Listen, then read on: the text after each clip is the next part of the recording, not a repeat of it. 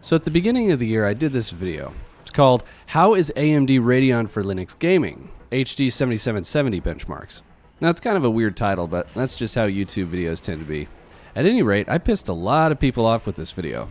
There's kind of a cult around AMD and Linux because AMD releases their drivers open source, and a lot of people think that because the drivers are open source, they're automatically better.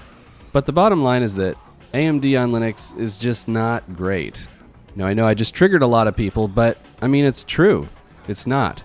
And in this video, we're going to be taking that same card, that HD 7770 that a lot of people in the comments said, well, that's an old-ass card. And they also said, well, that card only has 1 gigabyte of VRAM. Yeah, it is an old card, and it does have limited resources. That's why I thought it was a good test, and that's why I still think it's a good test. So we're going to take that same card, and we're going to go to Windows, and we're going to run the same games. Now, folks coming from Windows, you may be used to seeing benchmarks where folks are running new games. Funny thing is, I don't really have very many new games because I game primarily on Linux, and Linux doesn't often get brand new AAA games. The newest game that you'll see here is Hitman, and I think that was released 2 or more years ago. Now, I know that there's newer games out there, but I just don't have them because they're not available for Linux. And if they are available, they just don't run very good. But anyways, let's go ahead and start. So when I started playing Tomb Raider on Windows, I noticed the funniest damn thing. I didn't have anything. I didn't have my levels. I didn't have my guns. I didn't have my saves. That's because all of the game data on Linux stays on Linux. It doesn't get transferred over to Windows. And you know what's even worse? There's no cross-platform multiplayer. I remember poking around at the multiplayer in Tomb Raider like a long time ago, and there's just nothing going on in there. Here on the Windows side, I said, let's join a quick match, and it immediately dropped me into one of these death matches, which was actually really fun. And there's not really much to say about the performance here. This is medium graphics at 1080p. I mean, look at the top right, 60 frames a second, pretty much all the way around. The frame rate is capped at 60 frames, but I don't think it dropped below 50 FPS even once. Now remember guys, this is an old-ass card with 1 gigabyte of VRAM. Despite VSync being enabled, I did see some tearing. I thought that was weird. Maybe that's a driver issue, but still. Pretty solid performance all around, I'd say. Next, we've got the old Valley benchmark, and we're starting off with the actual benchmark, like the score. And surprisingly, the Windows benchmark is only 2 FPS higher than the Linux benchmark.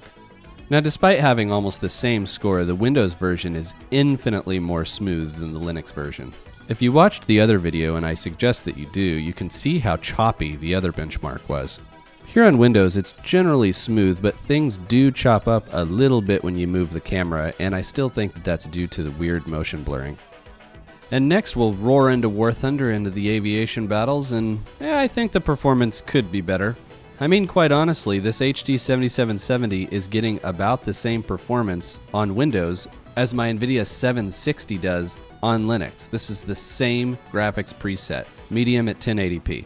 For whatever reason, AMD cards on Linux get terrible performance in Warthunder. Clearly that's not the case on Windows. Charging over to the tank battles, I was shocked to see that the frame rate was actually higher here. On Linux, the tank battles get significantly lower frame rate than the aviation battles do. This puny little 7770 is getting almost 60 frames a second on the tank battles. Very odd. I wonder what the difference is. I would expect there to be like more detail or at least higher resolution textures here on the ground for the tank battles, but I will say that I noticed more tearing in the tank battles than I did the aviation battles. Again, that could be a driver issue, I don't know. Now, the last video I did in the Radeon for Linux gaming video was Shadow of Mordor, and the performance that the HD 7770 provided in that game was an absolute joke. It was completely unplayable, and a lot of people in the comments pointed out that that card does not meet the minimum specs. Well, here we are on Windows, and in the footage I've charged into a stronghold for absolute maximum chaos. Again, we're using the exact same graphics presets as we did on Linux, just 1 gigabyte of VRAM, and it's kicking ass.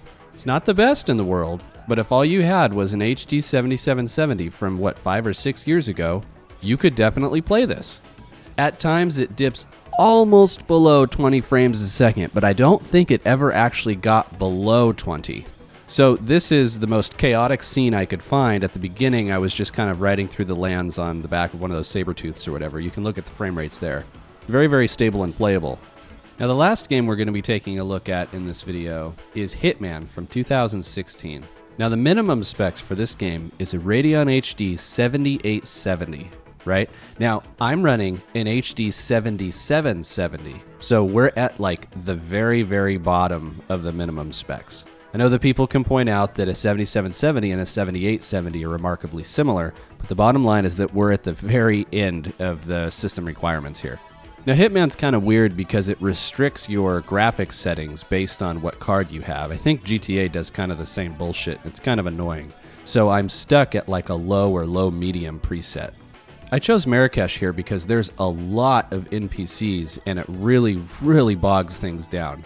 I'd say at best we're seeing probably 35, I think was the peak. 30 is probably average, maybe a little bit below 30, but once we get into an area with like a hell of a lot of NPCs, we drop pretty damn low. I mean, you wouldn't want to get in a firefight here. But the game is playable. I don't know if you would say it's enjoyable, but if you really, really wanted to play Hitman and you were okay with low frame rates, you could probably do this. The Low Spec Gamer did a video on Hitman 2016 using a GT 640, and he got pretty okay frame rates if you're willing to sacrifice a lot of graphic quality. But considering we're at the very end of the system requirement spectrum, I'd say this is okay. I happen to really like Hitman, so I would probably play it at this frame rate, to be honest. Alright, I think this video has gone long enough. We're going to wrap it up here. I hope that you've enjoyed this one. It was a fun one to make, and if you did, go ahead and leave a like, comment, subscribe, and all that stuff. Oh, and if you'd like to see more videos like this, please let me know either in the comments or on Twitter. This kind of video is a little bit different than the ones I normally do. I appreciate all your support, and thanks for watching.